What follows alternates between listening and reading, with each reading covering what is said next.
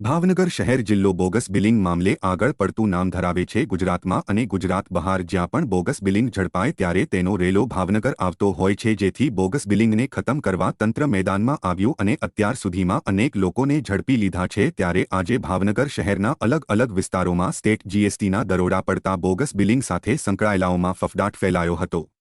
Bhavnagar state જીએસટીના શહેરના વડવા ધર્મશાળા વિસ્તારમાં દરોડા પડ્યા હોવાનું સૂત્રોએ જણાવ્યું હતું। ભાવનગર સ્ટેટ જીએસટીની ટીમ દ્વારા દરોડા પાડવામાં આવતા બોગસ બિલિંગ કરનારાઓમાં ફફડાટ ફેલાયો છે। સ્ટેટ જીએસટીની ટીમ દ્વારા હાલ બોગસ બિલિંગ મામલે સલીમ શેરવાણીના ઘરે સર્ચ ઓપરેશન હાથ ધરવામાં આવ્યું હતું જો કે આ સર્ચ ઓપરેશનમાં કશું હાથ લાગ્યું કે નહીં તેની કોઈ માહિતી હાલમાં બહાર આવી નથી।